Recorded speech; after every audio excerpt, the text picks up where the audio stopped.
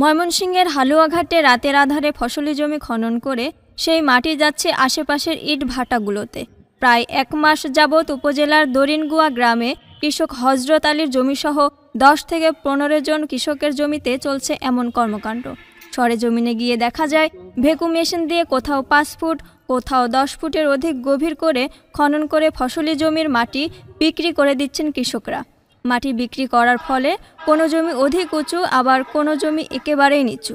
কৃষকদের কাছ থেকে প্রতি হাজার মাটি ৩,০০০ টাকা দরে ক্রয় করে মাটি নিয়ে যাচ্ছে পার্শ্ববর্তী হাসান ব্রিক্স সহ অন্যান্য ভাটাগুলোতে। এতে ফসলি জমির ক্ষতির পাশাপাশি ক্ষতির আশঙ্কা দেখা দিয়েছে পার্শ্ববর্তী একটি পারিবারিক কবরস্থান ও বসতভিটায়। ইতিমধ্যে কবরস্থান আর নিজ বসতভিটা রক্ষার দাবিতে উপজেলার দরিনগুয়া গ্রামের আমির হামজা নামে এক কৃষক গত ২৯ জানুয়ারি ময়মনসিংহ অতিরিক্ত জেলা ম্যাজিস্ট্রেট আদালতে মামলা দায়ের করেন। মামলায় উল্লেখ করা হয় যে জমিগুলো থেকে ইট ভাটায় মাটি যাচ্ছে, তার পাশে কবরস্থান ও মেরসাস Amir Hamza food garden and agro farm রয়েছে। যে কোনো সময় ক্ষতির আশঙ্কা রয়েছে বলে উল্লেখ করে অভিযোগ দায়ের করলে ময়মনসিংহের অতিরিক্ত জেলা ম্যাজিস্ট্রেট উম্মে হাবিবা মীরা পরবর্তী নির্দেশনা না দেওয়া আগ পর্যন্ত ১৪৪ ধারা জারি মর্মে হালুয়াঘাট পুলিশকে আদেশ দেন। পরে হালুয়াঘাট থানা পুলিশ ঘটনাস্থলে উপস্থিত হয়ে বিবাদীদের ১৪৪ ধারার নোটিশ প্রদান করেন।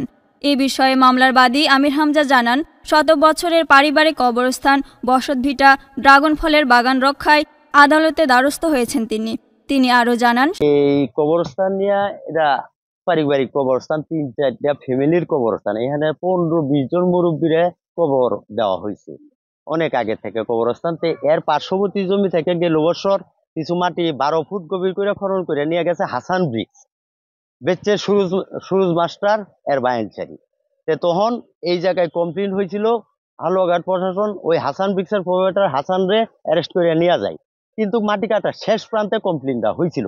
এই বছর সে আগের থেকে মানে চেষ্টা করতেছে এই মাটিগুলা তারা এই জমির মালিকরা বিক্রি করছে আমাদের ক্ষতি করার উদ্দেশ্যে, আর তারা টাকা পাওয়ার স্বার্থে। এই ফসলি ক্ষেতের জমি এমনিতেও আমরা যেটুক দেখতেছি আইনগতভাবে ফসলি ক্ষেতের মাটি কাটা আইনগতভাবে অপরাধ বা নিষেধ। এই মাটিগুলা যদি কাইটে নেয়, আমার সাথে একটা ড্রাগন ফলের প্রজেক্ট আছে, এর বিশাল ক্ষতি হবে।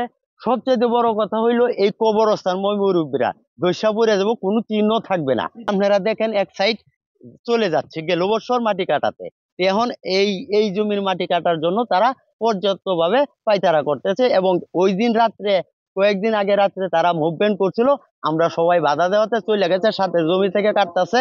যে কোনো উপায়ে তারা এটা ঢুকিয়ে পড়তে পারে, ওরা প্রভাবশালী, ওদের লোক বলাবল বেশি, যার ফলে আমরা এই আপনাদেরকে নিয়ে আসছি, আপনাদের আশ্রয়ের মানে সহযোগিতার প্রবন্ন হয়েছি। বিপদ থেকে, এই ক্ষতি থেকে, এই কবরস্থান বাঁচানোর স্বার্থে এই জমির উপরে আমি একটা ১৪৪ ধারা আমি একটা মামলা দায়ের করছি। আমাকে এই কোর্ট দয়া করে একটা আদেশ দিছে, এই আদেশ মোতাবেক আমি থানায় সহযোগিতা চাইছি। হালুয়াঘাট থানার ভারপ্রাপ্ত কর্মকর্তা ওসি মোহাম্মদ আবুল খায়ের জানান, ইট ভাটায় মাটি নেওয়ার ফলে দরিনগুয়া গ্রামের আমির হামজা আদালতে একটি মামলা দায়ের করলে আদালত আইনশৃঙ্খলা পরিস্থিতি স্বাভাবিক রাখতে আদালতের নির্দেশেই ১৪৪ ধারা জারি করেছেন।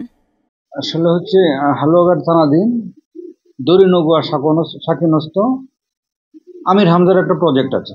এই প্রজেক্টের পাশে মাটি কাটা নিয়ে দুই পক্ষের মধ্যে একটা বিরোধ আছে। এই বিরোধের জন্য আমির হামজা বিজ্ঞ আদালতে একটা ১৪৪ ধারা মামলা করে ১৪৪ ধারার আদেশ বিজ্ঞ আদালত থেকে আমরা আজকে প্রাপ্ত হওয়ার প্রেক্ষিতে সার্বিক আইন শৃঙ্খলা পরিস্থিতি নিয়ন্ত্রণে রাখার লক্ষ্যে আমরা একজন অফিসারের মাধ্যমে ১৪৪ ধারা নোটিশ জারি করি, যেন দুই পক্ষ নিজ নিজ অবস্থানে থেকে শান্তি শৃঙ্খলা বজায় রাখে। এই জন্য মূলত নোটিশ প্রদান করা হয়েছে।